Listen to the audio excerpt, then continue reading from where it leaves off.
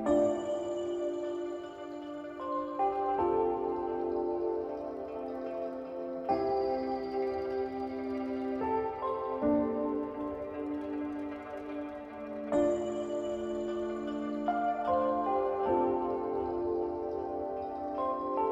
jump in here. This is a good spot. Cool. Welcome, everybody. How you guys doing? Today we got Connor.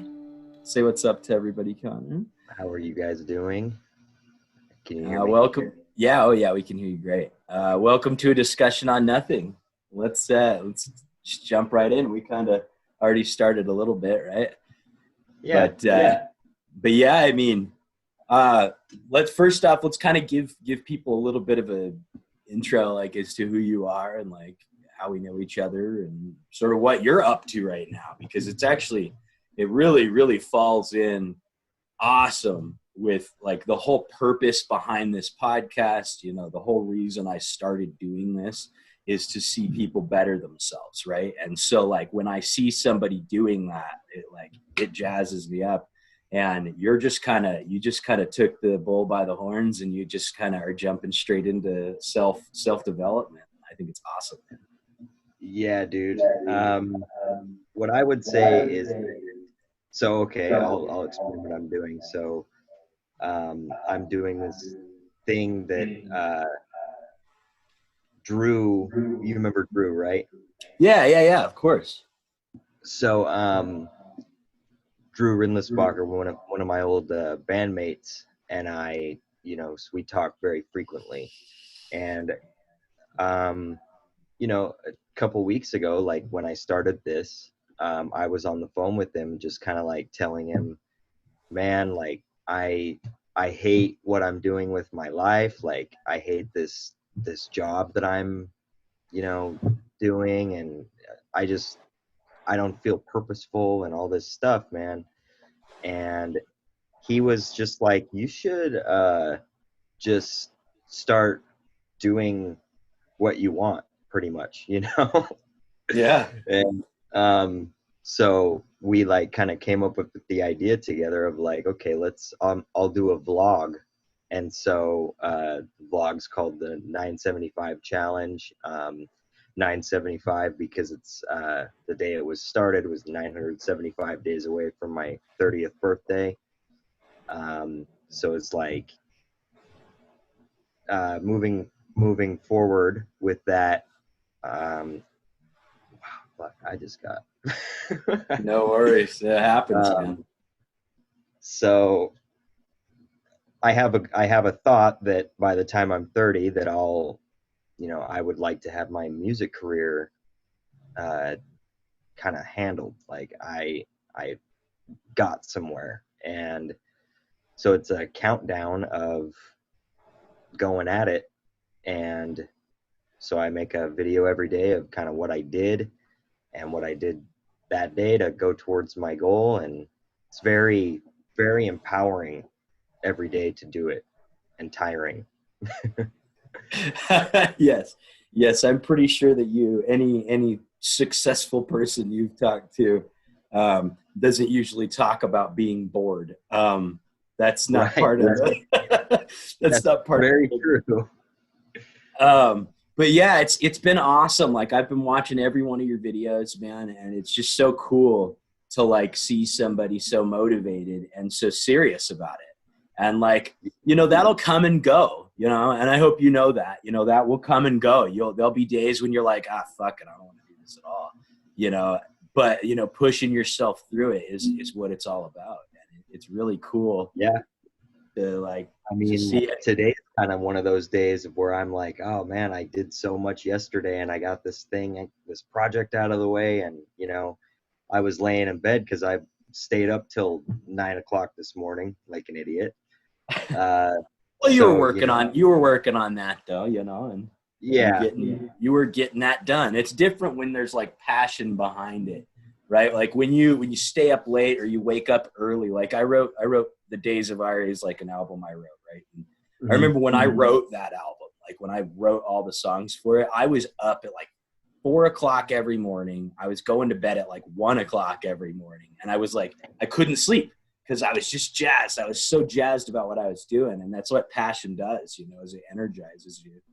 And so it's a little easier to like push through on the stuff that you love doing, you know? So that's why you're able to rock through a whole edit of a drum video, you know, until 9, and then still be beat, but still be able to like function. You're still able to push yourself through the day. Yeah. And, you know, like getting up today and doing this podcast with you is like, you know, at first, like when you first messaged me just a little while ago, I was like, oh man, I'm tired. I'm not going to lie. I'm not going to lie at all, man. I was even like, man, I don't know if I want to do a podcast tonight. But I went, you know what, though? It's important that we do the podcast. So here we are. Yeah. That's why I'm in here. So yeah, absolutely. And that's, you know, and that's something that a lot of people don't look for, right? They don't want that. Like they say they want that. I think that's a big thing that with almost anything, right? A hobby, a new, you know, trade, anything. You go, oh yeah, I want that. I really want that. And then it comes time to do that. And it's like, you see what has to be done to do so, and you don't want to do it. You know, it's just the same with self-development. You're like, I want to be like bad. I want to be the best version of myself as I can.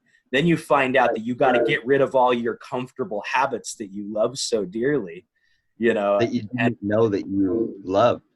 Exactly. Yeah. You had no clue that you were like obsessed with them, you know, so much to the point that it's actually like, I don't want to give up like eating candy. Like, what do you, that's not, Yeah. no, it's not that bad. Like, it's cool. I got worse shit I can give up. But it's like, no, you see that is the thing it may not be candy for everybody either. And that's the other scary part, right? Is it's all dynamics. It's like, what the thing is for you may not be for me, you know? So I may have a problem with candy, which if you know me, that's probably the truth.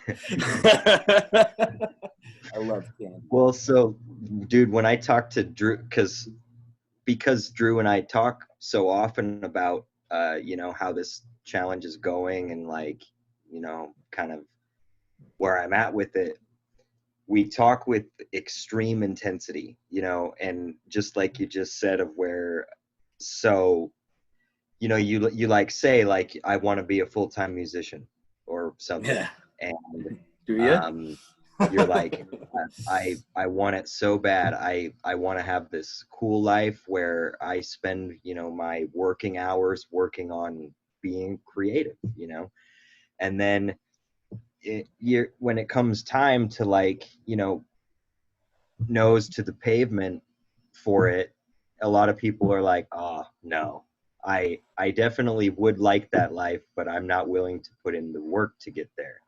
Right. And with my drums, that's such a huge thing. You know, I'm already a pretty decent player now, but I think that what I will be on the outcome of this challenge, completely unrecognizable player to what I am now, you know.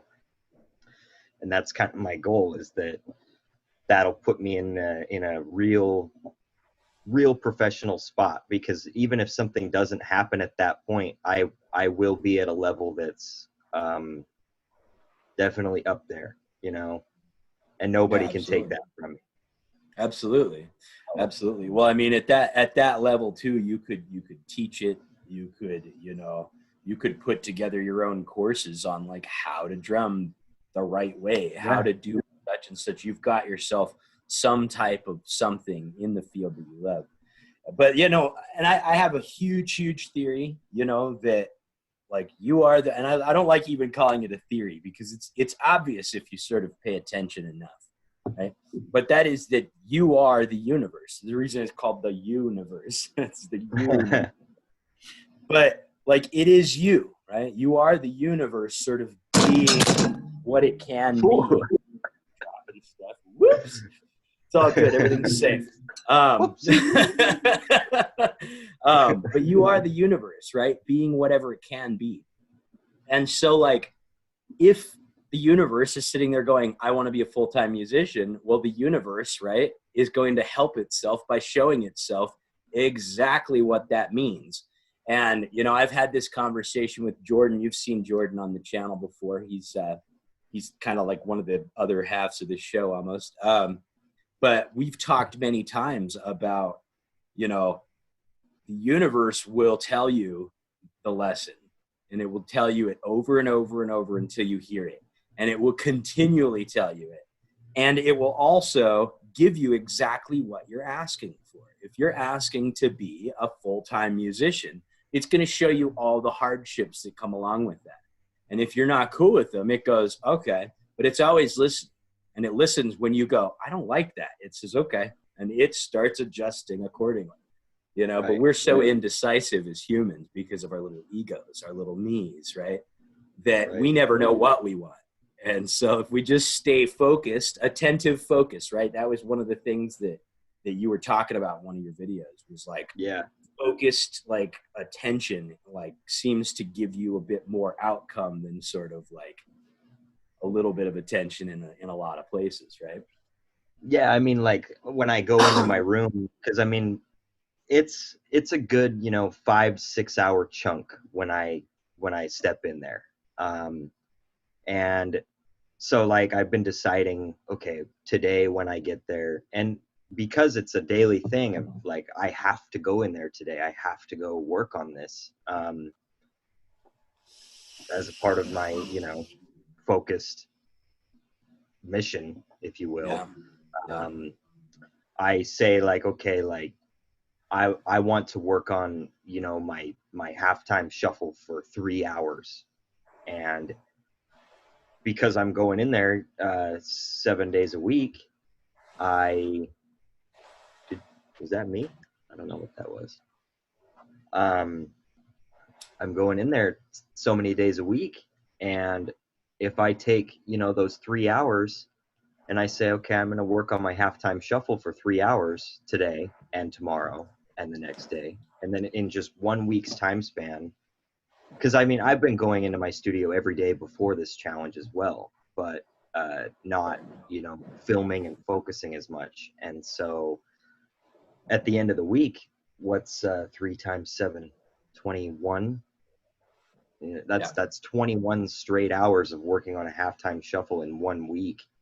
And by the time that week is over, it's like, damn, I can really, really, really sit in with this shuffle like nice, you know? Yeah. So Absolutely. it's definitely, that's how I'm kind of going about it. The video that I just posted today of that punk song, dude, like to just play that punk pattern, the dude, with 1 foot too, man, that's impressive. Like that's so impressive. That whole song I was sitting there going like, not just like are your rolls like right on point, but like that. I mean, I love when you showed that the little you know, VIP of the foot. Yeah, it was so cool to just watch your foot sort of just like doing. It was almost natural to your foot. You can tell like your foot wasn't sitting there trying to do it. It was just doing it. It was like, I know what I'm doing here. And I remember when you talked about getting that, like when you figured that out, it was like, it's like when I would assume it's like when you like learn to tie your shoe the first time. I remember the first time I learned to tie my shoe. I was on the bus. I was on the school bus and I was sitting there and I was like, and I did it, right? And I was like, that's what I've been doing wrong, right? That's what the cool thing is when you like realize the right way to do something. He's like, that's what I've been doing wrong. You realize the failure that you've been doing, right? Which is why failure is so important to success. Right. Without that, you've got nothing, right? You just got your idea of success. But once you like go, oh, that's what I've been doing wrong. And once I nailed that and like tied my shoes that first time, I never forgot how to tie my shoes again, you know? And it's like, because you just lift that barrier away, right? It's like, you're clearing. And I think, you know, I'm still sinking into that technique more. Like I'm still kind of getting it down, but I mean, like, because it is 16th notes at 160 beats per minute. So it's like, okay, like you're already kind of moving. So we like, how can the body work the least amount for this? And that's, you know, now that's the second part is like, okay, I got the technique down. Now let me be able to do it without working so hard, you know? Right. Let it become a natural occurrence in my body. Yeah. Right.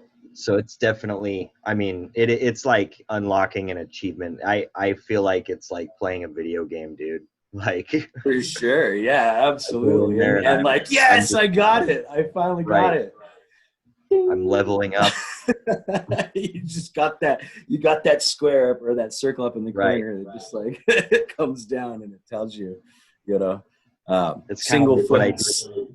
pogo stick is Yeah. called, right? This morning, I was sitting in the same spot editing my video, and you know, I was still kind of hammered editing my video like a drunk mad scientist. And I like I like finish it, dude, and Madison is asleep on the bed right behind me, and I like stood up and I just screamed at 9 a.m, like, I fucking did it.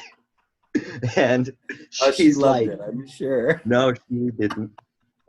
And then I like marched around the house in my underwear after that, just drunk, shouting, I did it. I fucking did it. And Hey man, that's a good celebration though, man. Like you did it. Like yeah, that, it's huge. That's huge. Like hitting a goal is such a big thing, right? Like it's such a cool thing. Like I'm coming up on a goal here soon, just on this podcast, right? Which is that I'm going to be hitting episode 10 here in a couple episodes, which is awesome. Like you're episode 8. So we've got 2 more episodes and I'll be hitting my first goal for the podcast, which is cool. Like, yeah, you know, and it's like, I think that's another big thing too, is people get hung up on sort of setting unrealistic goals and gigantic goals, right? That are like, not that are unreachable. I don't like saying anything's unreachable because even the most outrageous goals you can think of are very reachable. But are you yeah, willing to put effort in, right? And so like giving yourself smaller goals sort of tests how willing to do something you are without sort of investing your whole life into something, you know, and yeah. having it fail or whatever you want to call that. I call failure success though, Like, so. so kind of with that being said, like each day that I'm doing it is its own goal. I did it today. Like That's great. I did And it that's the way today, to do it. That's the way to do it, man. One day and at a time. not thinking so heavily on like, you know, okay, like what's the end goal? It's like, well, I want to play my drums in front of, you know, 20,000 people.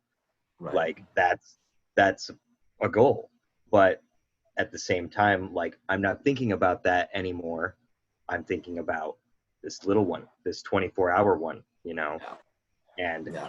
that one, and then the one after that, and just like a steamroller, dude, just Yeah. going. And like, I don't know, I might like just find myself one day like looking and like not even realizing that I like met a goal, and I'm sitting and I get on a stage and there's 20,000 people. Like, Right. Yeah. I stopped thinking about Exactly. it forever ago, and Exactly. my subconscious or the universe or whatever brought me right there just The from, same thing. yeah, small ones every day. Yeah. And that's it's a lot more settling on my mind of, you know, like, oh, I want to be this. How do I get to be this? And it's like I want it so bad I can taste it, but it's like I don't know how to get there, you know. I don't have some crazy connection that's gonna do that for me or anything. And so like instead of stressing myself out about that, I'm just like, I'm not thinking about it anymore. I still Right. want it, but I'm thinking about it in a completely different way.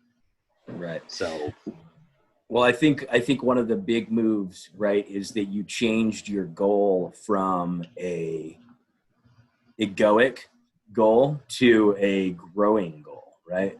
And growth requires diminishing the ego, right? It requires stripping pieces away from the ego. And so like when you go um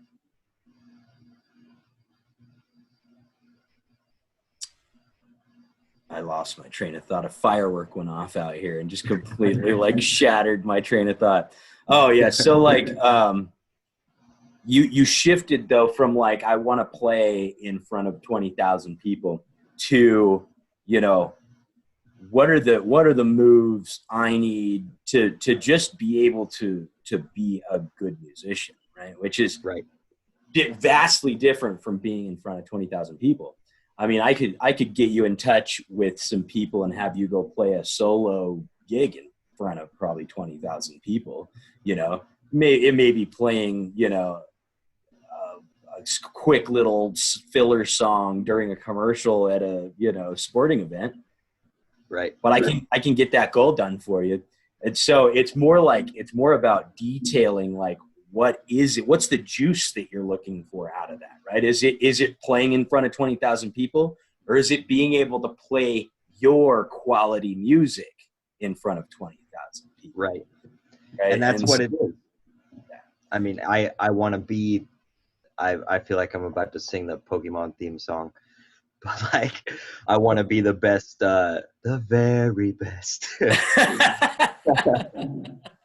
um, I want to be the best player that I can. And also, I mean, the people that do get to play their like nobody that plays in front of 20,000 people sucks. Nobody. right. Like they've got something, you know, they've got something special about them, whether that be like some crazy amount of skill or, you know, luck, I don't know. But I think it has a not lot to do one, with, yeah, letting go, right? It's like kind of letting yeah, go of giving a shit whether people like it or not, right? And just playing what you feel to be the best that yeah, you can. And that's what people like enjoy. Like if you go to a concert, people don't necessarily go because the music's good. I can't tell you how many bands that are big name bands that I've gone and seen live, and I'm like, not that good, like live, but I love this vibe, man. I love this yeah, atmosphere. I love what's going on. And I won't name names, but you know, there's been a I couple will. bands that I was Motley like, Crue, shit now, but well, I'll still go. but you'll still go. And exactly. And that's a perfect example of like, you know, going, like I remember, I will name one name, and that's Maroon 5. But I saw them when they first started. I think now would be a different experience. But when they Yeah, first started, I remember watching them and going, what the fuck? Like, how are these guys like big right now? But then I remember finishing the show and going, that was pretty fun. Like those guys are, even yeah, though they like aren't that great, like that was fun. Owl City was kind of that way for me too. I love Owl City too, and I still like will go see their shows because it's the feeling, right? It's the feeling that you yeah, get of seeing someone do something they're passionate about. It's the same reason you go see a motivational speaker, because they found that secret ingredient to make their lives good. So you should probably listen to them. I should probably listen to what they're doing. right. This guy knows something that I don't know. So Right. Yeah. yeah, that's how my talks with Drew go, man. It's very motivational because, well, he talks to me like Gary Vee does, man. Like, Yeah. so Yeah. what he does is he's like, oh, you don't want to go practice today, Connor? Then sell your fucking drums. I'm like, okay. Okay. Whoa. Yeah. Well, I mean, I'm that way with, you ask any of the guys I work with. I'm that way with them. Like, if you're not going to show up for blah, blah, blah, then don't even bother. Like, just stay home. Don't answer your phone either, because there's no point in you even responding right now. Like, Right, I'm brutal when it comes to that kind of stuff. But it's like, you know, when you're passionate about something, like, you shouldn't have to get told, right? right. And I mean, like, even when I played with you, you know, I still remember the, you know, your tenacity about how you were with the last Wednesday. And it seemed like it was because, you know, I was so new in that.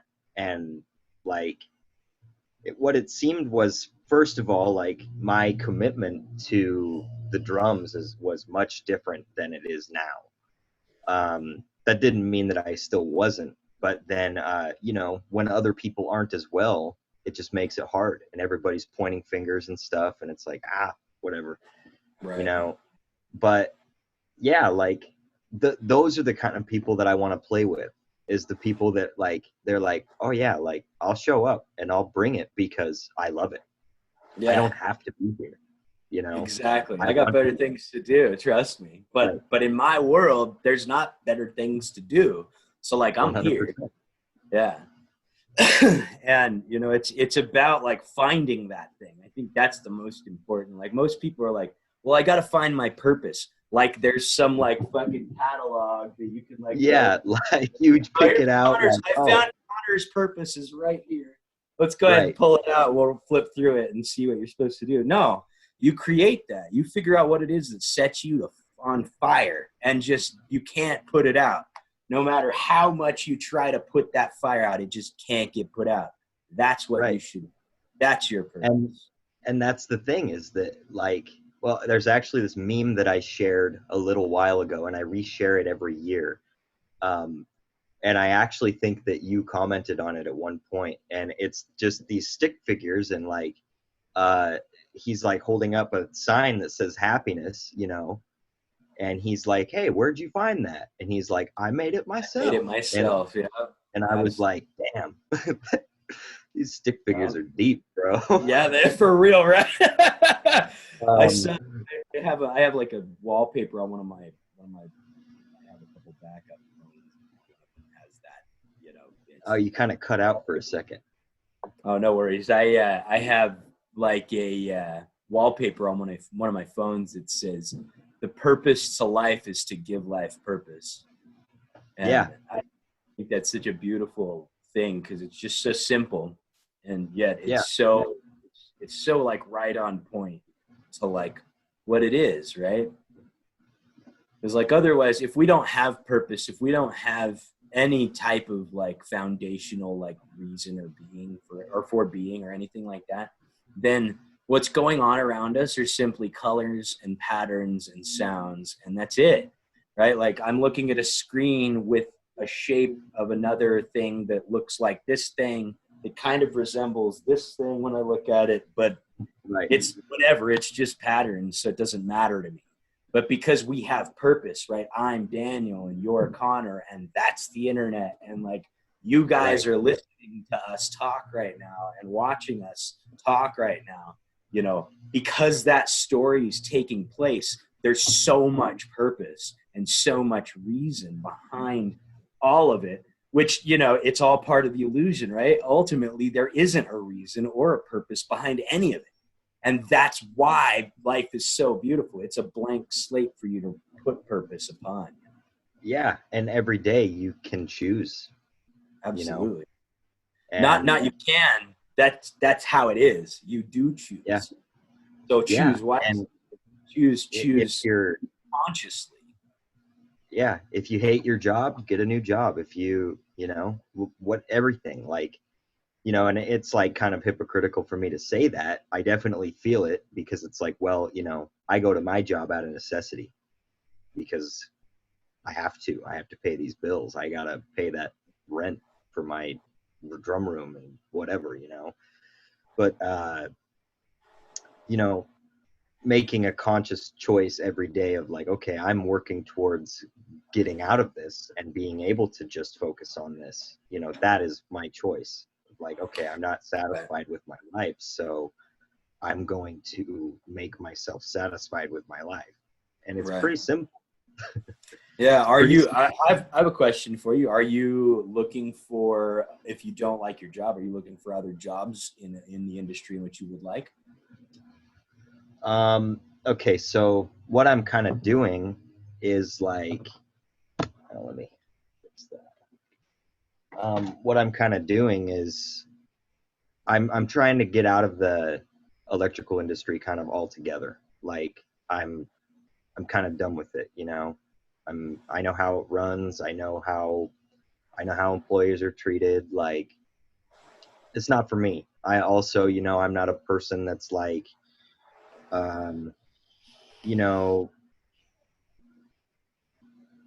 one of the things that is like super hard for me in my personal development is getting to work like on time every day.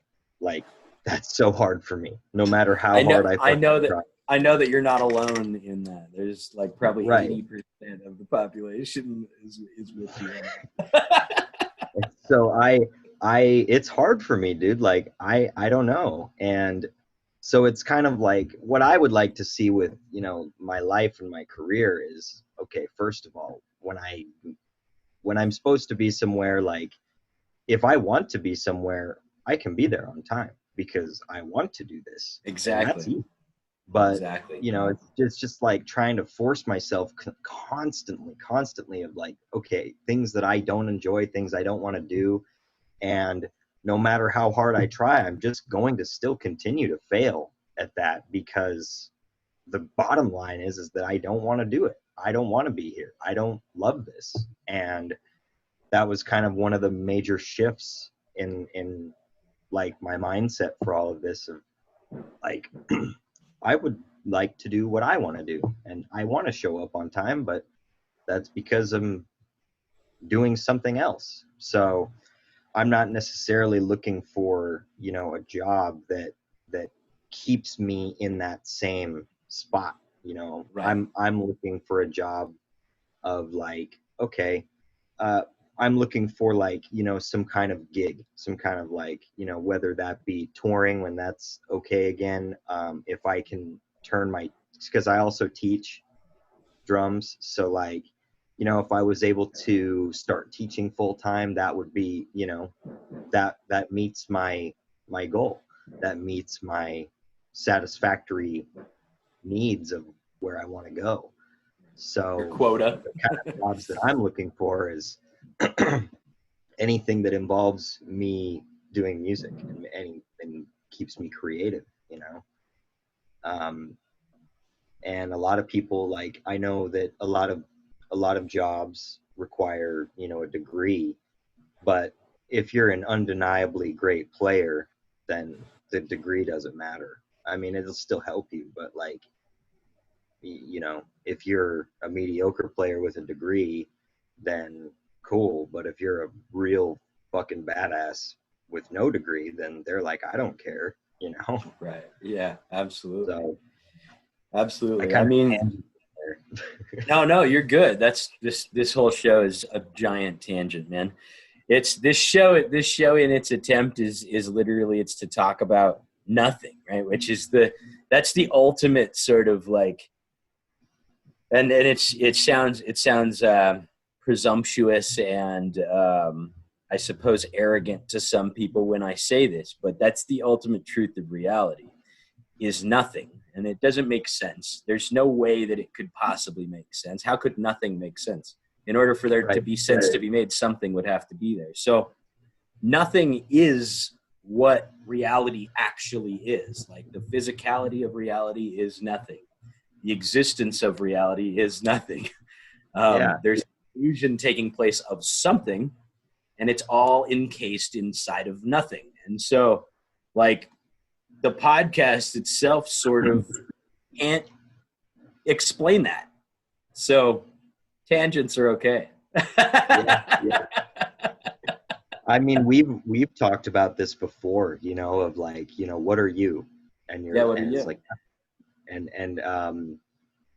you know, what are you, Daniel? Nothing. Like, and I think that a lot of people instantly get, you know, can get turned off by that conversation alone because they're like, well, I don't want to be nothing, I don't you want to be know? nothing. Yeah. It's because they have a Right. conceptual idea of what that is. You're already nothing. Like, it's me Right. telling you isn't going to change Yeah. I mean, that. it's really crazy when you know, you start breaking everything down into, you know, like, so Madison is going to school for, she's going to be a dentist, but she's getting her bachelor's in biology. Cool. And so it's Awesome. human biology now, but like, you know, when we talk about like things on a molecular level, or you know, like she's taking a physics class right now, and like, you know, when you break things down to like an atomic level, it's like, Yeah, to well, atoms. Which atom are you? everything is literally the same. It just matters how we put it together. And Right. like, that's me, that's my life, that's this table, that's this cat. Like, Yep. All of it. It's just fucking the same little particles. Yeah. And it's just a world of vibrations, and Yeah. don't take it Well, too seriously. yeah, You for know? sure. Absolutely. Well, there's something that's starting to somewhat get some mainstream coverage. I don't want to say like mainstream, like the news media has picked it up, and they won't. I don't think. Maybe they will, and if they do, question it. But there's kind of touching on what you're talking about. You know, there's some stuff that some people released. I won't talk about who, but go look up the Gateway program. If you check out the Gateway program, it basically conclusively like says and proves that we live in a energetic hologram, and that astral travel is real, and like essentially everything's just one giant hallucination. But anyways, we digress. Go check it out. Go check it out, because it's definitely worth diving into. It's definitely a crazy dive. But And also, this recent stuff that they've released about, some of the alien stuff, like, it's all pretty like, wow, I've seen people have been talking about that stuff for so long, and I've been watching that stuff since like back in 2016. I've been watching like, lectures and stuff on people that are like, ex-government and stuff like that, and like they're just like, yeah, by the way, this is all happening, and like everybody's like was laughing at it, and like now everybody's like, yeah, no, that's true, that has been. It's like, what? You don't say. Yeah. I mean, they just released Tesla papers not too long ago. The Nikolai Tesla papers. Yeah. Check those out too. I think I've got some links. I'll just send you some links. But it's definitely accessible. We live in the age of information. You have access to the internet. You literally have access to all knowledge that you can possibly imagine.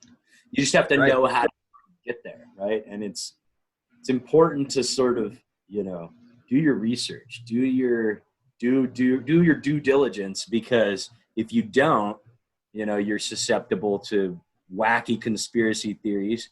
Don't get me wrong, they're not all wacky. That's why I said wacky conspiracy theories. There's legit conspiracy theories that are happening and that are at play and that are happening right this second, just like people are saying they're happening.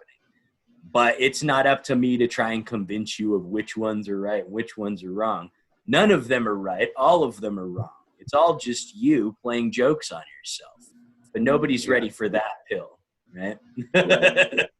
Nobody's ready for that pill.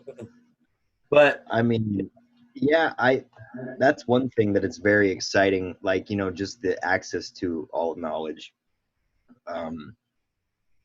I think that that's something that's so exciting about, our generation and generations to come, is that it's an entirely different breed of people.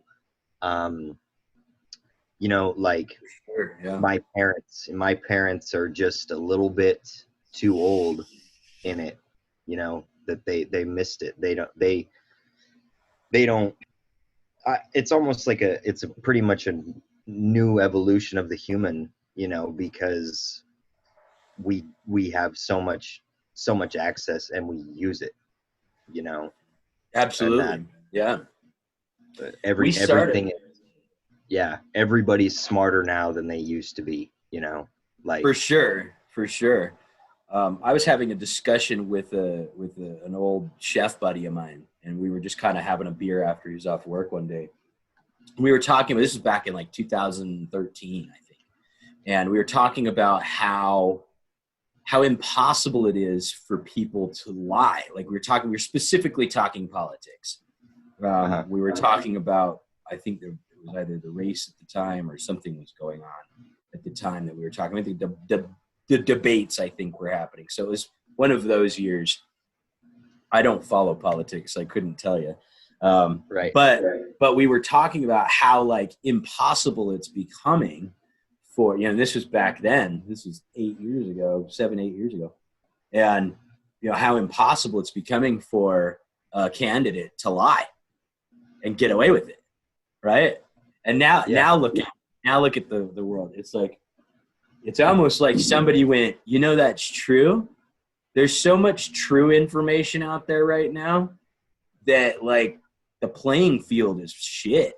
We got to start putting a lot of fake shit out there so you don't know who to believe anymore. And that's sort of one of those conspiracy theories that I believe is occurring right now. I think. Yeah. It's sort of this hijacking almost of this age of information. Them going, well, if this information's all here and we can't stop people from accessing it, let's at least pollute it. Let's pollute it with as much nonsense as we can so you don't know what's real and what's not. Yeah. I had this news app, like it would send me news updates, and I had it for a couple of days, dude, until and you're like, why? Yeah, dude, like I would get the craziest shit, like, fucking in San all Diego, around you like, too. Yep, all around where you're at too. Yeah, like Coronado male jumps off bridge, whatever, and then fear, like fear. Yeah, fear. dude. That's the agenda, man. And then I would get like, in Anchorman when they put that squirrel, that go water fuck skiing yourself, squirrel. San Diego. They put that fucking water skiing squirrel on the news. Oh, like yeah. it's so true, because there was another one of those articles that like popped up, and it was like, fucking dog has puppies or whatever. San Diego dog has puppies, and I'm like, what? And so yeah, it's completely polluted of it's just right. Well, it's fear, right? And that's the sort of the thing is like, no matter what, sort of algorithm you may have hit to sort of stumble upon whatever news it is that you're looking at. Yeah. The news is skewed in such a way that it's intentionally meant to make you wait, what? In like a negative way, right? Like you don't see the news where it's like, old veteran, legless veteran. Like, well, see, that is the kind of thing you'd see. You wouldn't see veteran wins lottery and shares with charity or something like that. You'd see legless veteran loses all lottery winnings to such and such organization, right? Right. Which is like, it's the same thing, but it's the way it's worded, right? It's about, and that was maybe not the greatest example, but you get the idea, right? It's about twisting it just enough to like, it's like backhanded compliments, right? Like, you look really good for somebody who wears glasses. And it's like, well, thanks. Yeah, and it's like, I mean, thanks, I guess. Like, it's that back, and that's media's great at that. They're great at those backhanded compliments. Well, like it's like, that wasn't really good news. That was bad news, but when all this coronavirus stuff started happening, and then they started doing the quarantine stuff, man, I got this one specific video in my Facebook feed through the algorithm, based on fear. And like, I don't want to go too deep into like, how like, oh, they're always watching, they're always listening. And it's like, okay, they,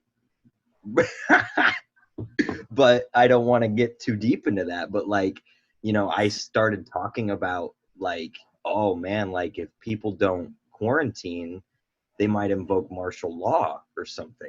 And you started seeing martial law news articles pop up. I saw this video of tanks rolling through downtown San Diego.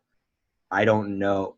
And that's the thing, is that it was like, wow, where did this even come from? Like, it came from here. That's another pill people don't want to swallow, is it came from here. You literally created it. And that's the part that's like such a fucking crazy mind fuck. We create all of this. Like, it's just like you'll be anybody. That exact thing you just said, I could name 10 people that it's happened to, like, just in the last 2 days. Yeah, I was talking about fucking apple pie, and like all of a sudden, like, and it goes even farther. All of a sudden, my friend walked in with fucking apple pie, and we fucking chowed down. It was awesome.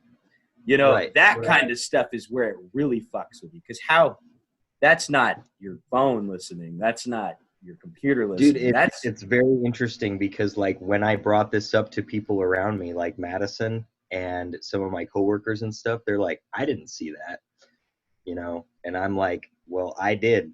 And I saw it, yeah. I'm freaking out, man, you know? Yeah, like, exactly, yeah. And it's odd. I know the street that I watched these tanks in this video, dude. I know this street. I have walked down that street, you know? And to, like, see it, it was like, holy shit, you know? Yeah. It's crazy. For sure. I mean, and it's, you know, again, it's all about fear. It's all about, you know, because I showed my mom this example. Actually, we were talking yesterday about fear and sort of how the media is sort of like just pumping people full of fear. I said, if I were to bust into your house at 11 o'clock at night, right? And I were to start yelling, Mom, we need to leave the fucking valley right now. What would you do? She's like, I would pack my shit and we'd be going. I was like, right.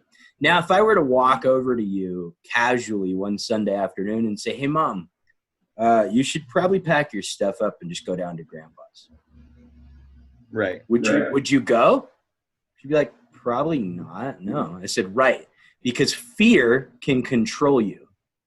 Notice the one you quickly responded to is the one where your state of fear was fucking through the roof. Mm-hmm. The one where you didn't really respond was where you kind of had control of the situation, right? In both situations, I didn't tell you that, you know, some biological weapon just got released in Salt Lake. Both situations, I didn't tell you that part. But what are you going to respond to? Fear. The fear is a great tool. Fear, the reason we have fear is so we don't get fucking eaten by lions, right? Like, fear exists. It's the animalistic part of us, you know, like, it's the primal part of being a human, you know. And some people capitalize on that, you know. Oh, yeah, and that's the thing is that, you know, I don't know. I'm easily controlled by that. I am too. I am too. Like, I wear masks everywhere I go. Well, I mean, not because I think it's gonna save me though. I need to, like, I don't think that mask's doing shit to help me get sick. Right. But if I'm sick and I really have this thing, and there really are asymptomatic carriers that can give it to people that shouldn't catch it, and that part's real, I'm scared enough to not do that, to not just go, fuck it, you know? Yeah, you don't want to kill your mom or your Exactly. Out of ignorance, you know. Exactly. So I trust my beliefs more than I trust everybody else's, you know, and it's like, that's unsafe, you know. It's just as bad as ISIS, you know. I trust my beliefs more than I trust somebody else's. Yeah. You know, I'm not comparing people that don't wear masks to ISIS, by the way. I'm just saying, like, the ignorance there though is pretty similar.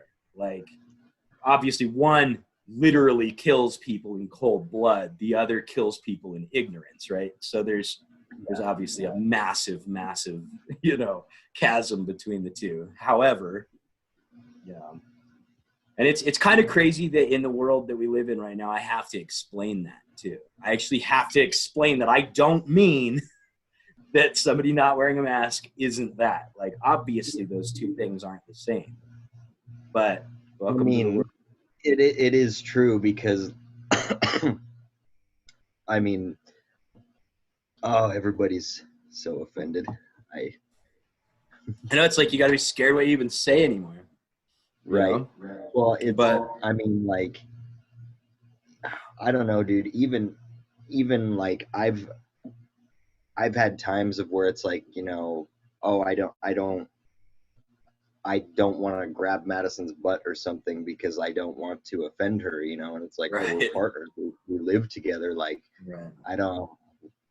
Well, the question there though is, can you guys have an open dialogue about that? Can you say, hey babe, if I grab your ass, is it gonna offend you? Right. And have her honestly answer you back. Right. If you can have that dialogue, then the issues aren't there. Right. The issues come from not caring whether that dialogue occurs and just doing it in place. Right. Yep. And well, so, I mean, it's a very interesting time, for sure. Like, the world's waking up to itself, baby. Yeah. I mean, I don't know. I really think that there will be some kind of revolution in some shape or form. You're watching it happen. Yeah. It's begun already. It's already started. I'd be willing to say it started years ago, though. Yeah. Not insanely long ago, but years ago. I mean, like just the things that we've seen of the events that have come about over the last few weeks, man, or, like, you've got a bunch of really pissed off people.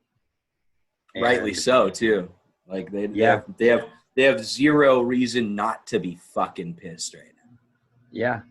Well, also, though, I mean, like, I see I see a crazy divide in the world right now as well.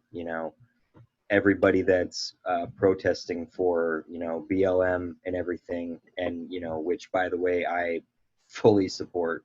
Same, I do too. Yes. And that would kind of go without saying to you and I, just because I know you. Right. But at the same time, like, the divide that I see between people that just on that topic, like, support that, and then the ones who don't. And you can easily tell, like, you've got these kind of people right now and you have these kind of people, and for each side there's no middle ground, and it's just so it's very divided. So I think that there will be a very new America in 10 years. I agree. Yeah, I agree. Me and Alex were actually talking about this because I actually just had him on this last episode, and we were talking about, it's us versus them, and it's like, that's the mentality, is it's us versus them. It is. But like, the thing that everybody's missing though is, like, there's no us, there's no them. It's just you. It's literally, it's just you. And I've said this the last episode. It's not you versus you either. That's a stupid fucking game. Think about that, that's what we're doing right now, because you and me are the same thing at our core. We are consciousness. We are that, the people, you listening. Yes, you, the one that I'm looking at right now, you, not Connor, you, not this one, not this guy I'm talking to about future you who's watching this on YouTube. Yes, you, the one going, me? Yeah, you. That's who I'm talking to right now. You are the same thing everyone else is. And so it's you versus you. Doesn't that sound like a stupid game? Right. Not worth playing. Not worth playing. Trust me. It's silly. And, I think animals are laughing at us so fucking hardcore right now. They're going, oh my God, we're going to get this place back way quicker than we thought, guys. Yeah. But I mean, all joking aside, like, we really need to wake up to that. And I think that's what's happening. And it's happening in such a violent manner because nobody's listening. Like I said, the universe will tell you the same thing over and over and over until the lesson's learned. And it'll get louder and louder every time. And so with people not listening to the message, it's getting very loud. And, at some point, the whole fucking thing is going to be like, holy shit. it's all just me. And at that point, we'll then begin to rebuild itself in such a, it's already doing it. Like I would say the majority of human civilization understands what I'm saying, which is kind of a ridiculous thing to think about. That means that over 50% of the people on this planet get that there are no people on this planet. There's just life. Yeah. Which is pretty crazy and like deep, and is why we're headed the way we are, right? It's the same reason that Rome fell, you know? You get too indulgent, you get too fucking wrapped up in material wealth and goods and comfort and happiness. It comes crumbling down. You don't build a sandcastle so it stands forever. You build a sandcastle to enjoy it while it's here because you know it's not going to last. And, you know, we are, I think we've crossed a point in humankind as to, on our consciousness journey anyways, that we chose sort of the better path, right? The conscious path, the not asleep path anymore. And that's why everything's going haywire. It's going insane. Haywire, quote unquote, right? Chaos is actually chaos is actually symbiotic harmony, you know. And so I'm enjoying it thoroughly. Of like, man, like I never thought that, you know, I would be one to, you know, really talk about stuff like that. But, you know, now I find it that it's a very open conversation, and that's just, you know, even that's just for me a step in a different direction. And, you know, the fact that we are having the conversation at all is the turning point. You know, it's my turning point. Absolutely. Where to go from here. So I mean, and that's beautiful, you know, like that's like you listening too, whoever's listening to this right now or watching this, the fact that you're here, you're on episode 8, you know, whether this is the first episode you've watched or the 8th episode you've watched, you know, the fact that you're here listening to this right now shows that you want to grow. And, you know, that's the only point to this podcast. There literally isn't a point except for like getting people to recognize that the only way they're ever going to get what they want out of life is to do it, you know, because there's nothing to lose. At all. I had this crazy realization when I moved here. And this realization was that, and like, I feel like since I moved, because out here, you know, I didn't really know anybody. So there's been a lot of time to, you know, spend with me, which has been nice. But the realization was that it was like, you know, I can do anything that I want. There's nothing in the world that, you know, like, for example, if I were to just wake up tomorrow and be like, well, I think I want to go to Florida, you know, and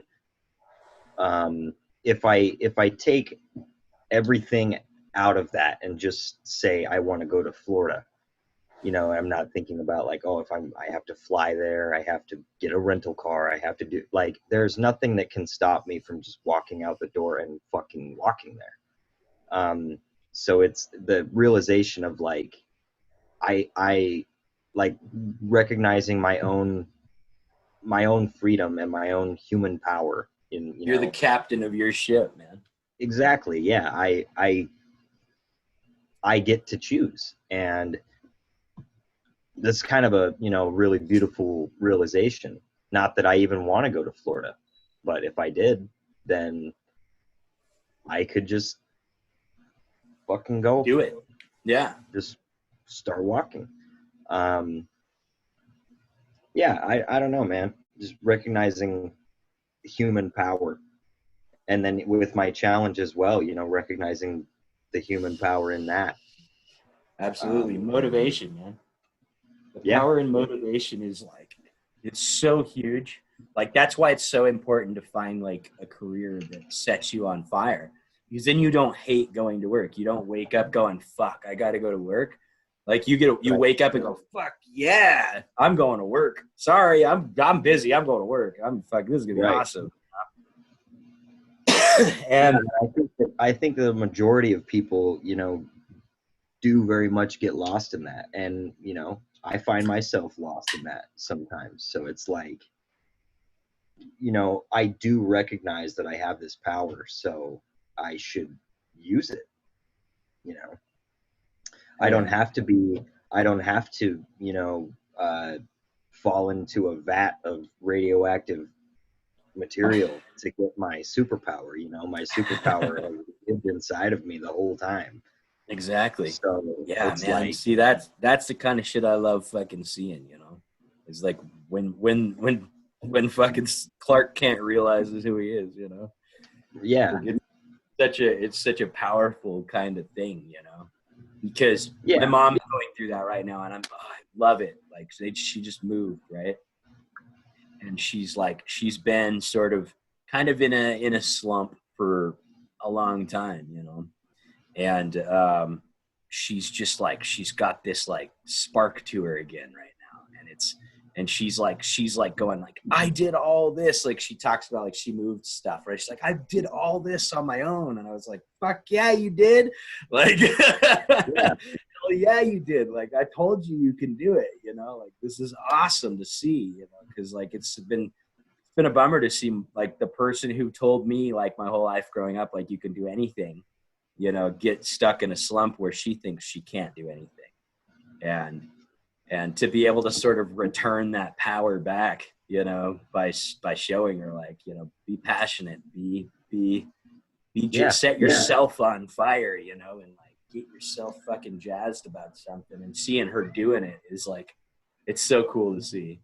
Because like, It's like the video I made yesterday, man. I've been making drum videos for quite a long time, you know, and when I started making really good. when I started making them, it was on a GoPro in my mom's basement. You know, I used GoPro audio. Like I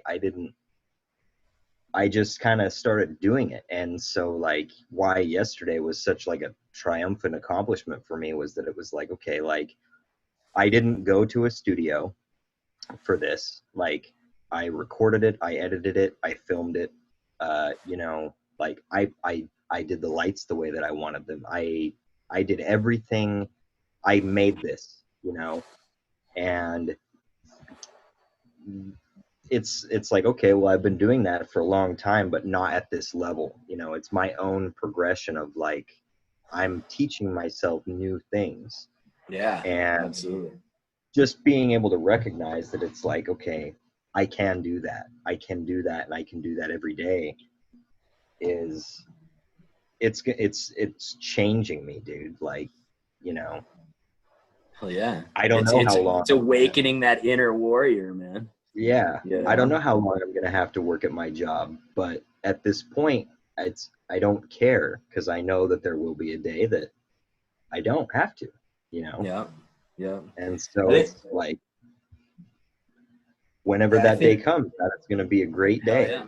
Absolutely. So I think something a lot of people get wrapped up in is the how, right? Like, how am I going to achieve this thing? How am I going to get this done? How is it going to happen? How is it logically going to occur? How can I make? And it's like, stop focusing on the how, start focusing on the why. Why are you doing it? Are you doing it to play in front of 20,000 people? Or are you doing it to sharpen your skills? Notice the why changes and the progress changes. You know? So it's like, yeah. Well, it's also like, I talked about this in one of my videos before. I think it was the first video. And what it was, I was talking about like, okay, this is how I spend my time. The majority of my time is spent doing this thing that I hate, you know, and just realizing, you know, like, I'm never going to get that back, you know. I can always get money back. I can get monetary things back, you know. If I lost everything, I could get it back. easy, way easier than, Absolutely. you know, years of unenjoyment of my life, you know, Yeah, absolutely. which that's the biggest motivator, is that it's like, man, like I look back at, like, okay, from the time of being 20 to the time of being now I'm 27. So I look back at just, it takes 7 years, for example, and I'm like, wow, like, uh, I remember, like, okay, in this time span, like, I've had a lot of fun. I've made a lot of good friends, you know, like you included. Um, I've, I've made a lot of music, but I have also, kind of robbed myself of my real my real potential and my real purpose, if you will, and now I'm seeing that, and I'm like, okay, I'm going to change it. I'm not going to lose another 7 years of this, you know. Yeah, absolutely. And Yeah. when I can look back on things later, I will be very, very different person, you know. I'll be in a different place, different mindset, um, and I don't think I'm gonna regret the time that I spent, you know, like I have now, where I look back and Right. I'm like, I regret not doing what I want to do. It's important not to regret that though, because that's part of the lesson, right? Right. Like without that part, like you wouldn't even know that was a part you don't. So it's important to even have those, and don't regret anything. Regret is a wasted emotion. Well, it's a lot like guilt, you know. They're wasted emotions. I'm not saying like you shouldn't feel remorseful if you've done something wrong to someone. That's not what I mean. What I mean by guilt is like feeling like, well, if I'd have done such and such, then this would have gone such and such. Like that is pointless. It's completely pointless because it's already happened.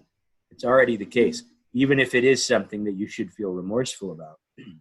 Right. Remorse and guilt are different things, right? Guilt is just the feeling of doing something wrong, right? Remorse is knowing that you've done something wrong and feeling that wrongness about that thing. Guilt is not really knowing what you did wrong but still feeling bad about it. Right.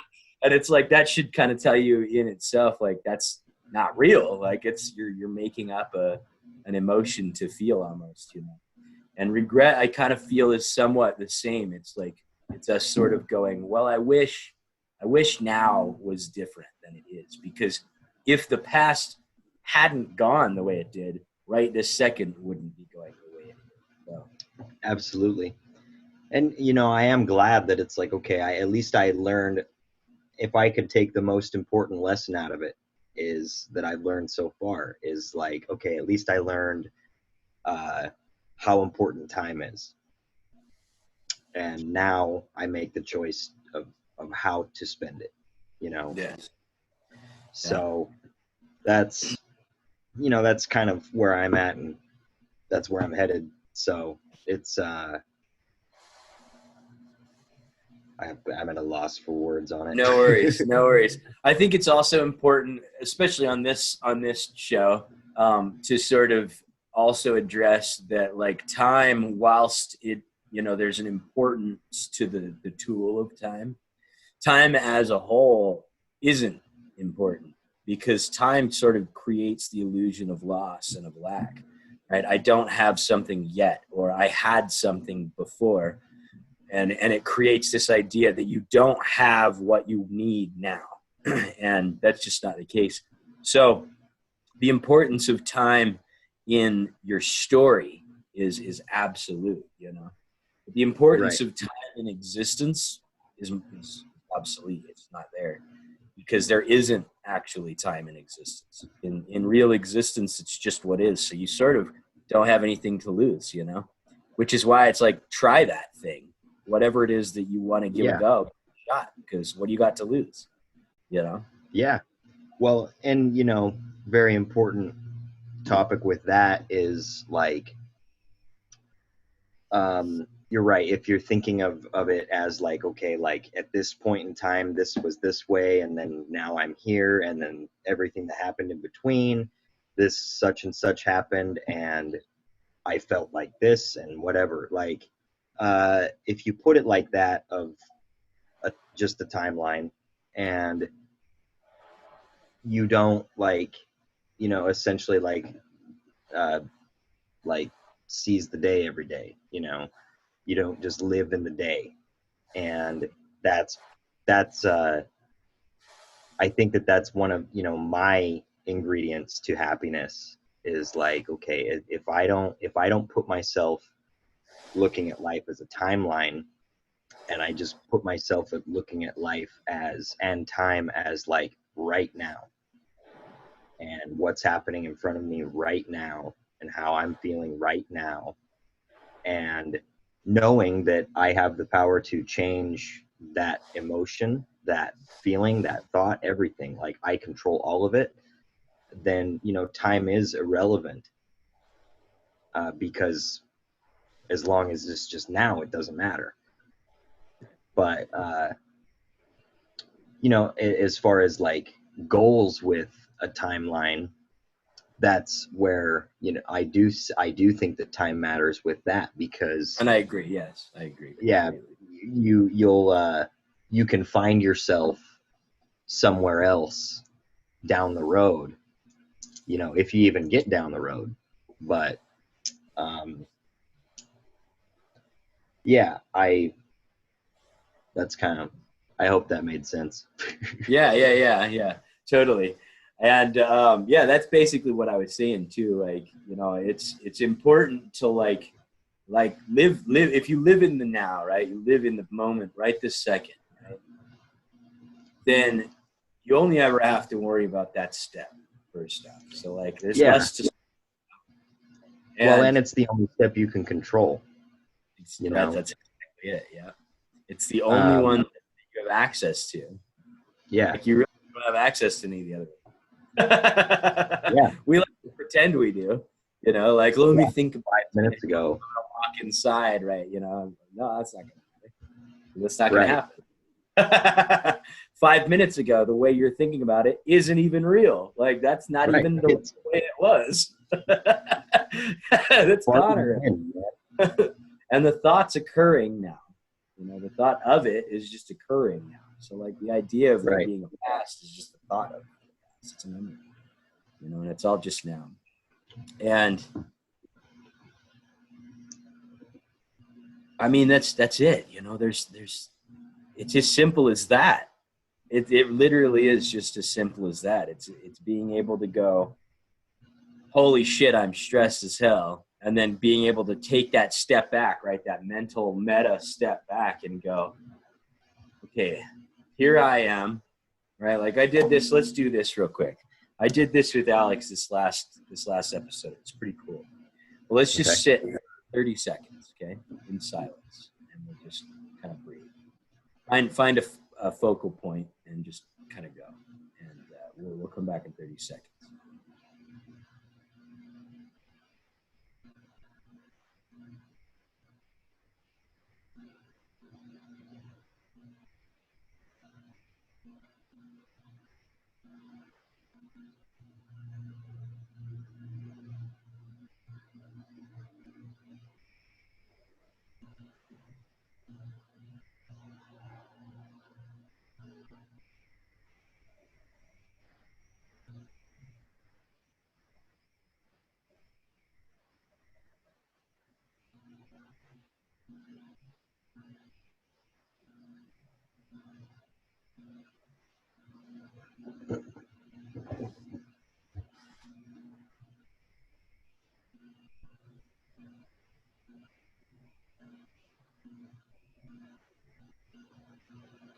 All right, so during that time, there's a couple things that are happening.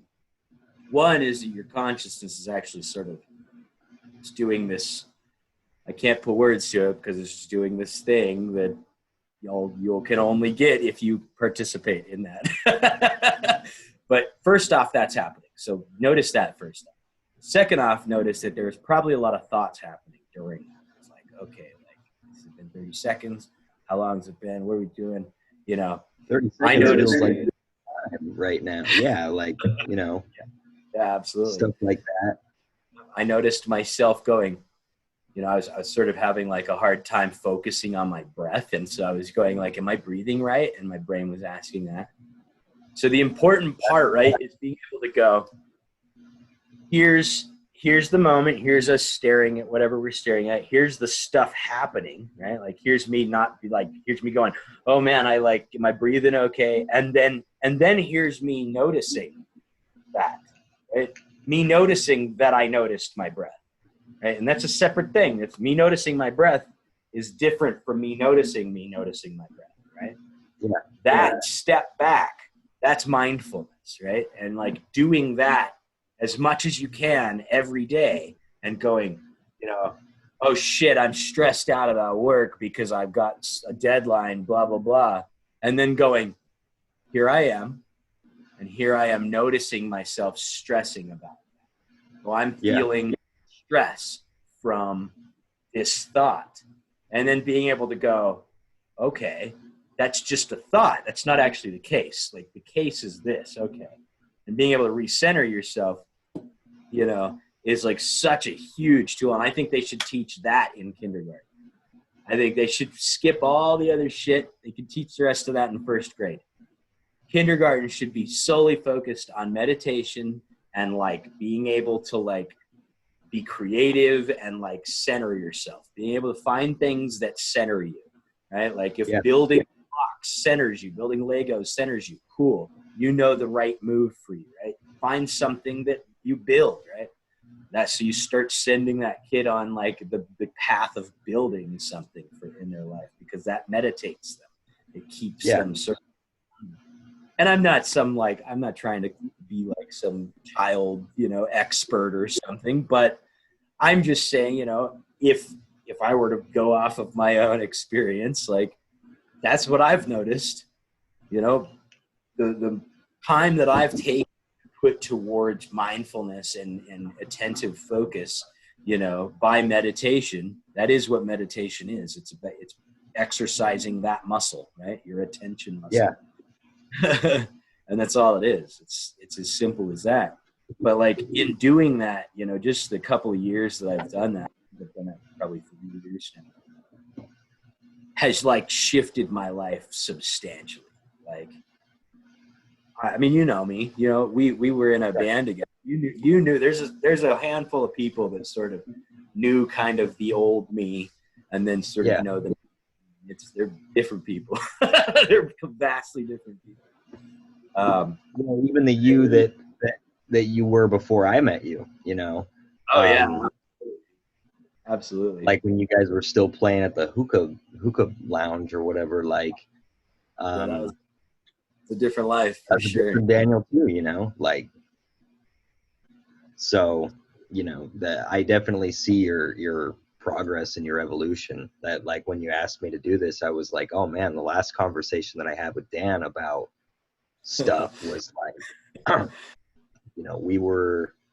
it was getting pretty deep. So it was like, this will be nice, Yeah. I love talking about this stuff, man. Like once you realize like you are the universe is all you want to talk about. Trust me, the universe is very egotistical. It's the only thing that exists.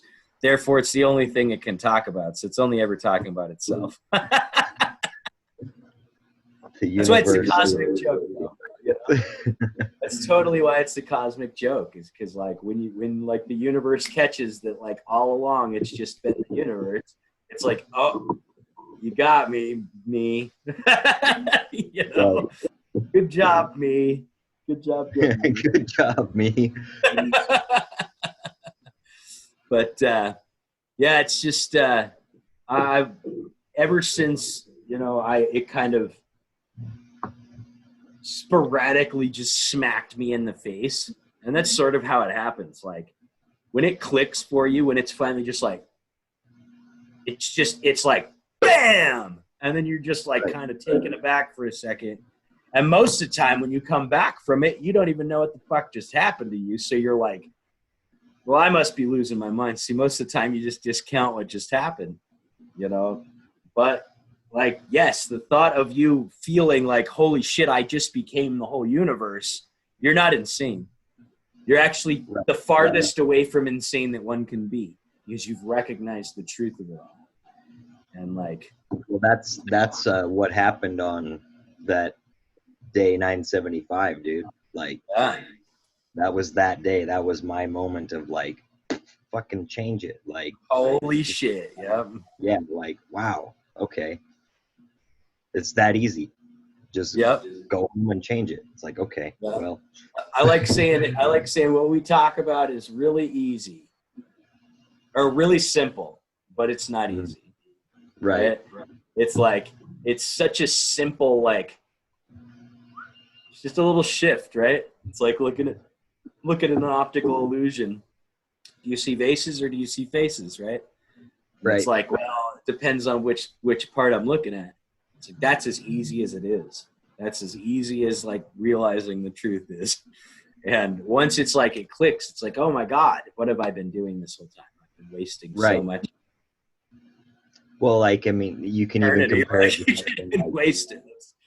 I like to compare, compared to wasting my time and getting, you know, I don't know. I can compare it to like, you know,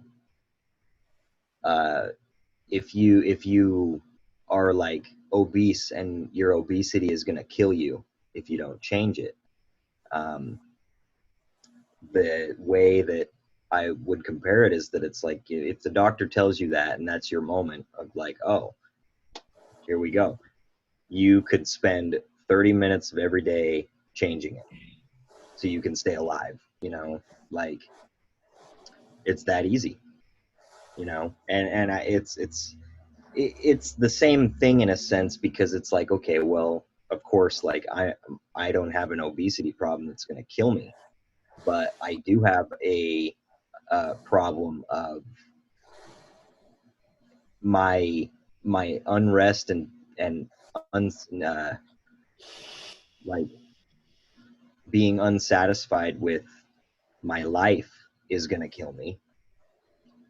So let's change it, you know? Absolutely. Yeah. And some people don't, you know, I've had numerous friends in my life, you know, not here anymore. I sing for a band called Betty Hates Everything. And our original singer, right, the guy I ended up replacing, passed away because he drank too much, you know, and he was told, hey, like, you got to stop drinking or you're going to die. He was like, okay. Right. And it happened, you know, and it's like I think the biggest thing is it's like people let their own ideas become bigger than reality, right? They go, well, I can't do that. Like him, I'm sure he was like, I can't stop drinking because life is too painful without alcohol. So I've got to just keep going, you know? And it's like, all he needed to stop. And he would have been. Yeah. And the realizations of that, you know, life isn't painful if you don't make it painful. That would have saved him more than likely, you know? So, yeah, I mean, having a shitty outlook on life is, you know, that'll kill you too. And Absolutely. that was you know, a big thing for me. Like, well, you know, in just the last 10 days, dude, I feel like a couple years younger. Oh, I'm sure. Yeah, I'm sure. Because, yeah, like, I'm like, wow, like my body doesn't hurt as much, and I've been working it twice as hard. Or some, you know, but it's just because, like, I'm doing it with my mind. My body probably still hurts, but I'm just like not noticing. Exactly. That's like people ask me. I remember there were thousands of times I'd stand out on the patio right after one of our shows, and I'd stand out there. It'd be like fucking December or January, some shit. It'd be like 20 degrees outside, and I'd be standing out there like this with my t-shirt, right? Just like smoking a cigarette and just hanging out, right? And people are like, how are you fucking still out? You've been out here for like an hour and a half talking to people. Like, how are you fucking like not cold? I'm like, oh yeah, I guess it's kind of cold out here, huh? But it's because like you get wrapped up in not worrying about that, not worrying about the cold, not worrying about the pains and aches that you're feeling, and just because you're in the moment. I'm not worrying about my back hurting after work anymore, or one of my big things was like I wouldn't go play a lot of days because I'd be like, oh, my back hurts. It'll be too hard for me to like be sitting in my chair and I won't get anything done and whatever. And sure enough, guess what? That's what happened. Yeah. By not doing it, I definitely didn't get anything done, Yep, exactly. So exactly. I'm really looking for. I've got a guy coming on the podcast here soon. I've got to schedule the day with him, but I'm really excited to have him on. I won't say who it is yet, just in case things don't work out. But one of the things I asked him, I said, hey, I don't know if you're open to this, but I'd love to have you on the show. I said, the answer is for sure no if I don't ask, though. So here we go. You want to be on the show, and right. He down, So I'm really excited to have him on, and it'll be a really good show. But that's the thing is what you just said, that in itself, like the answer is definitely no if I don't ask. Like I'm going to try that tomorrow. That's huge. I'm going to try that tomorrow with something. Good. Yeah, absolutely. Absolutely. That's a good move. I think I'm going to do that too. I'll try to do something like that too. Just, I don't know what it is yet. I'll know when it comes to me. Like, exactly. You'll know in the moment. I'll try to also, take myself out of that situation and be like, okay, well, I'm not going to let my head think too much of, don't ask this person because it'll definitely, it's so far-fetched that it more than likely would be no or whatever. And so it's like, well, no. It's that more than likely, right? That more than likely is such a convincer. Like, and we listen to that voice all the time. That little, oh, more than likely. We love listening to that voice. That's and people bet on us listening to that voice. Like, oh man, but it's like, the worst somebody's going to do is say, no, that's not going to happen. And you'd be like, okay, well, worth a shot, Right. The Jim Carrey movie, Yes Man, that concept is, that concept is, it's hand in hand with this, well, they're not asking me and I'm saying yes, but at the same time,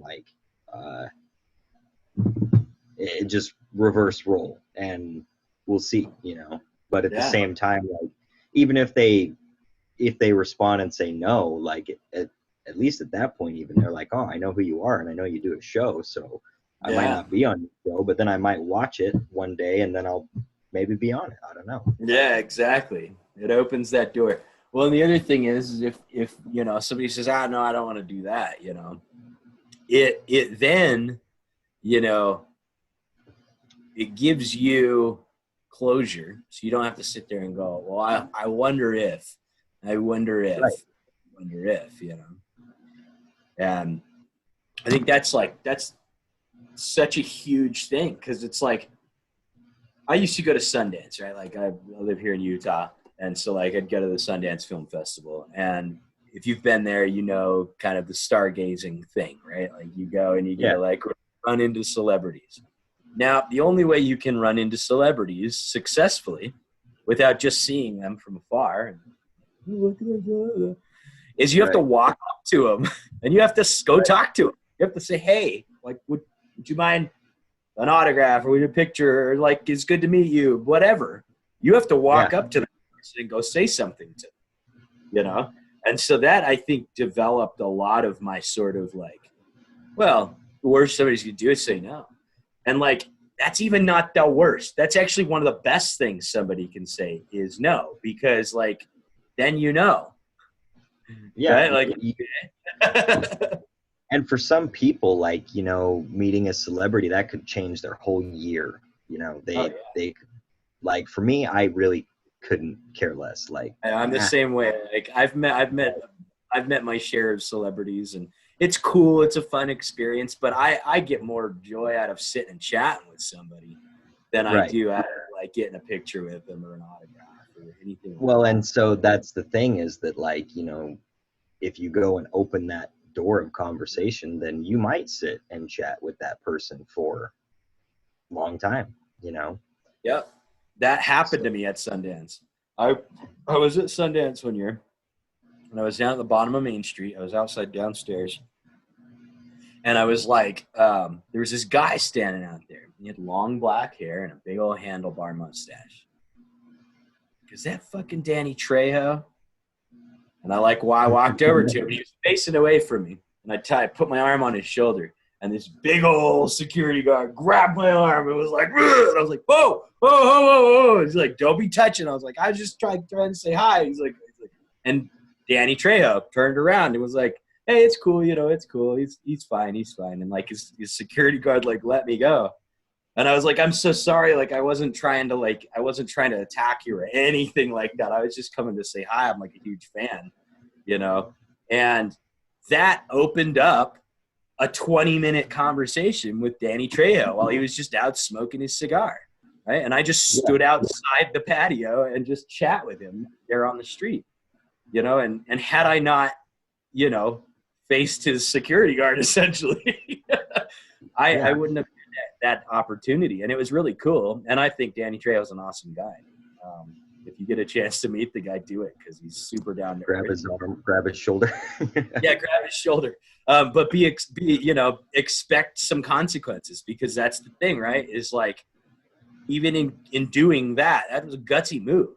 That was a really ballsy move on my end. I could have gotten shot, Right. Like quickly, or arrested quickly, right? Like I was just like, well, here we go, you know.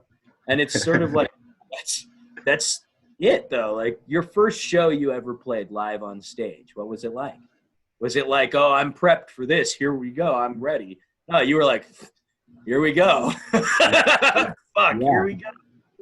I have a couple, you know, horror stories, like, dude, so like I was maybe 13, right? And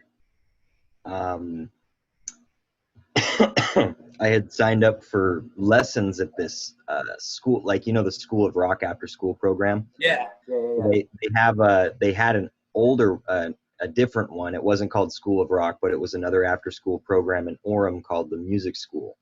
And like you sign up for your month of lessons, and then at the end of every month they have a little concert in this live room that they do, you know. And so like you pick a song with your instructor, and then they work through the song with you over the month, and then you're going to perform it, you know, with a bunch of other kids that picked the same song. So like if the guitar player kids wanted to play that song too, then you're going to perform with them. You don't know them, you don't have any experience of performing. You don't know how to count them in, you don't know what's going to happen. I can already see where this is headed. Well, dude, the song I picked, first of all, was Black Hole Sun by Soundgarden. So, okay, and also, I don't know, if you're familiar with the song, there's a break in it, you know, that part is in 9/16. And so, you know, you've got 13-year-old me, like, well, I've never played a time signature, like, what's going to happen, you know? I got 4/4 and 3/4. Uh-huh. That's, I got that. Right. What the fuck is so I learned this song to the T, you know, note for note, and I practiced so hard, and I had it down, and I get up on stage with these kids, and like, dude, this thing fucking derailed. We didn't go 30 seconds in that song before it was just like, okay, stop. You know? Like, yeah, nobody's playing anything the same at all right now. Right. And so that's my first experience of playing on a stage. You know? Hey, yeah, man. That sounds. But that's the thing. You I said this in one of my last videos. You only get better by doing and playing, you know, Yep. at anything. Yep. Uh, you only get better at working by working. Yep. You only get better, and you know that's kind of the whole thing of like with my life right now is that I'm just trying to take small steps of getting better at everything that I do. You know, I only get better at cooking by cooking, so I'll try to cook more or something. You know, Oh yeah. it's not even it doesn't even tie in with my goals, but it ties in with the concept of this. You know, Yeah. Practice makes perfect, man. You know, it's uh, that's what it's about. You know, so I yeah, I mean, yeah, I oh, go was ahead. blessed to be able to perform on like the hookah stage, right? The unplugged stage for like fucking literally weeks and weeks and weeks on end. You know, I also had the privilege of, you know, before I started doing the hookah thing, I was helping promote this little theater down in Pleasant Grove called the Grove Theater. Uh, And we did this like big, like it was supposed to be the world's longest concert. It failed within the first 30 seconds. Was supposed to go 15 days. With it failing within the first 30 seconds, we couldn't get the record, but we had to continue the show because we booked people throughout those 15 days. So we basically shut down at night because there was nobody willing to play in the middle of the night except for a couple, you know, hardcore bands that like wanted to come play. Um, but for a long time, we had people just canceling shows kind of right and left, and there was supposed to be music, and people paid for tickets to come see music. And so I was like, well, fuck it. Like, I'll play. I'll play anytime there's people here and there's not a slot filled, I'll hop up there and I'll play, like, just to fill, like, time. And so I think on my Facebook, you can still see the picture, but there was on the marquee, it said, Daniel Murtaugh, one night only, and some other nights. And that was such like that was such a cool thing for my, you know, 18-year-old Daniel, who was all like fucking, oh, look at, or yeah, I think I was older than that, probably 21. But I was like, oh, look, I'm like on the marquee, and like not only am I on the yeah, marquee, there's a joke on the marquee, like also like kind of saying my name, and but it that wasn't just very well. it was And great. some other night. And some other nights, yeah. But it was like I had this really unique opportunity, right, to not only be on stage alone with an acoustic to a giant theater, but like I had a full sound setup. I literally was able to practice being on a gigantic stage every day, like Yeah, for a month. Like I was able to just go in there and just daily just be on stage and pretend like the place was packed, right? And that's how I performed every show. And I remember like every time people would come in, there'd be 10, 15 people, you know, at most at times, you know, not big crowds. But I remember those people still come to my shows today, you know?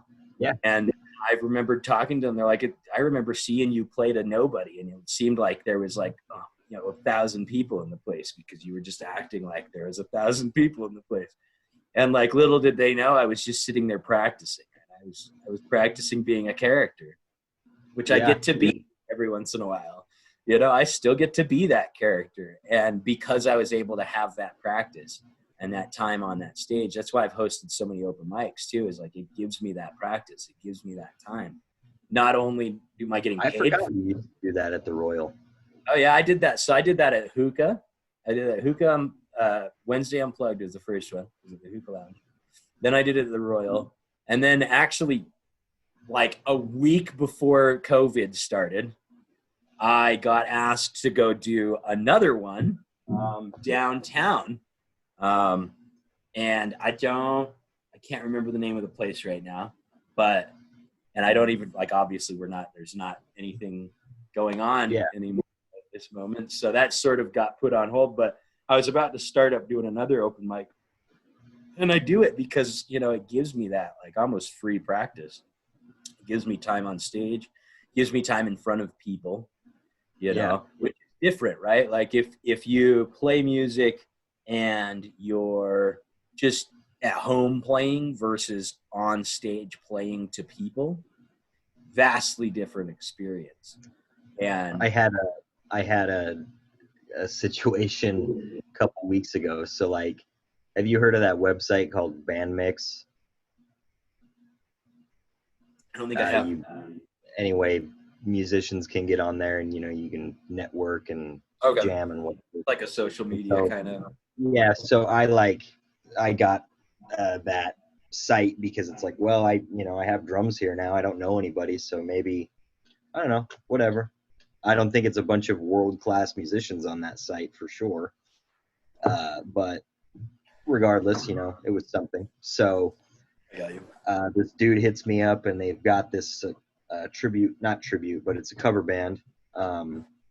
And, you know, they do a lot of Zeppelin tunes and shit like that. And I put 2 of the rehearsals with those guys in some of my videos, but Yeah, I saw that. like, so first of all, the dude said, like, we schedule a day.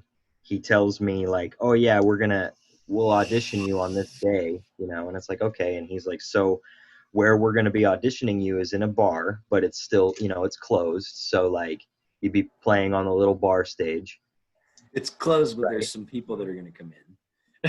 So, there's this little bar stage, man, and he tells me in a text, you know, I'm like, all right. So he sends me these lists of all these songs, you know, it's a cover band, so they've got 50, 60 songs on there.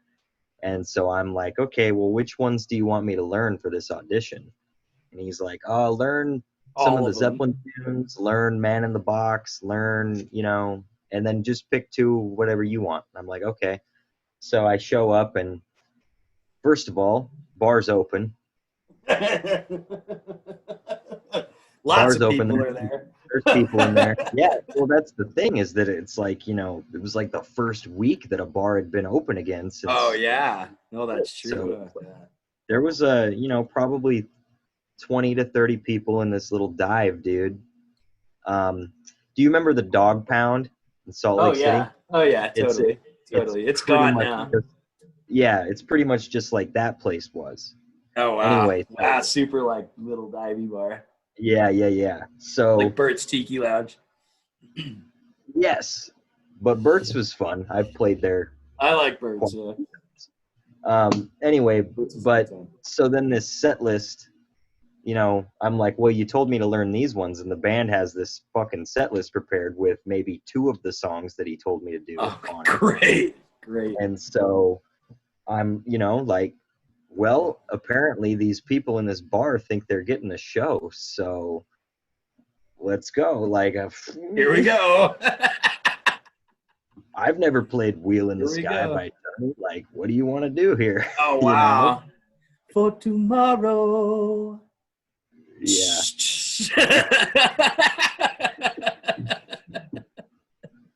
Oh, that's brutal. You know, from my first time on stage to the last time I was on stage, I've definitely come up with the tricks and tools to be successful. That's sort of what I was going to say was like the difference between the 2 shows though, right? Like the first one was like when you kind of didn't have any tools, right? Like you sort of were just like, here we go. I've never done this.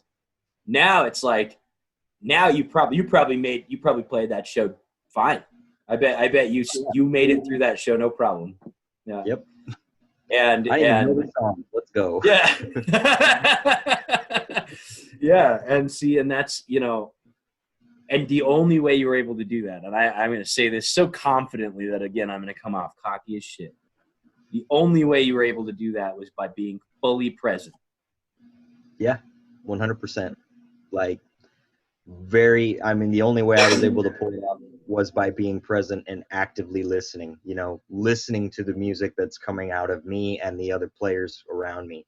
And that's in the real only time way. too. Yeah. You can only follow that by like taking yourself out of like, okay, I practiced this song, I know how it goes, and you know, now it's like, okay, I'm just making sound and keeping beat, keeping rhythm. Has to sound good with your sound, you know, and that's it.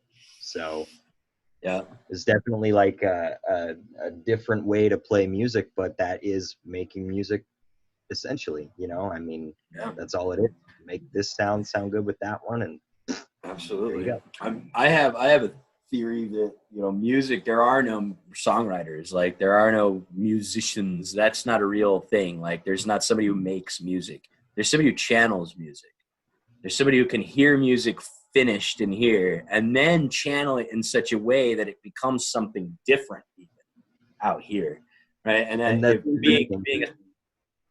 being a songwriter, right? Yeah, because you're, quote unquote, you're a songwriter. So yeah, for you to put it that way, you're like, well, if you ever call me a songwriter, that's garbage because yeah. These songs they're already there, I'm able to hear, and trust me, the songs I hear, I wish I could show you, but I can't. I can show you what I've given you, right? What I've channeled out.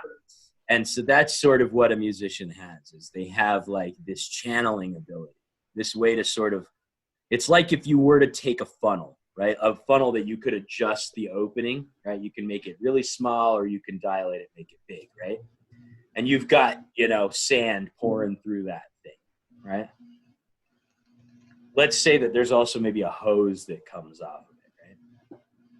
And that the sand, let's make it even more fun. Let's say that the sand is like that magnetic kind of like magnet stuff, right? So if you got a other magnet to like make it like stand up like mountains or whatever, right? So let's put a magnet right on the bottom of that so that it's all standing up. And let's take this stuff and let's pour this stuff into this funnel, right? And we can change the size and we can change where it goes as we pour it. As that happens, like that mountain range that you're building down at the bottom is going to look 100% different than a mountain range that person would build, or a mountain range that person would build. And so that's sort of like the talent behind a musician. It's not that they're actually like writing these things. It's that they're actually able to pull these things out of thin air. Like, here's this thing. And like here, now you can hear it. This is what I was hearing. And like, so if you're ever in the studio with me, like I've had a lot of people in the studio, if you produce a song with me, first off, your name's going on the credits as well. Second, whatever you suggest will at least get tried, because the moment writes music. Music writes itself. There are no musicians, So like being open to whatever the music wants to do is writing music, I think. But that's me. and I mean, like something I do in some of my practice time is, okay, so for example, when you're moving this thing around, like, the musician part is like, you might know a technique that you do this circle or swirl. Yeah, you do like a little swoop and it makes this fucking cool result. That's what being a musician would be. When I'm sitting there playing, like I will, unless I'm playing to a song that I'm learning, like, okay, I'm trying to do what this guy did because I'm doing a video or whatever. But like, if I'm just playing, then it is just constant, like, let's try this. Trial and error of like, okay, like let me throw this chop in with this groove in this different time, and then the next time around I'm going to try something else and something else and something else. And so I'm just, taking patterns and flip-flopping them every which way, and that's all I am, Your job is to get all the little nodes in that pattern structure, right? All the little empty squares in here, so that if I put that here, and here, it's going to sound like this. If I put that here, it'll sound like this. And you're not focusing on, am I in time? Am I hitting the right fucking, pieces? Am I hitting the right crash? Am I hitting the right tom? Am I using the right fucking floor pedal? Am I using the right technique for this one? Should I be using double pedal? Blah, blah, blah, blah, blah. You're not focused on any of that. You're going, well, I could do this. I could do this. I could do this. And it's just shifting around that pattern. That's exactly what it is, man. Yeah, a musician learns patterns. That's it's simple. If you're good at patterns, the music is for you. Yeah, exactly.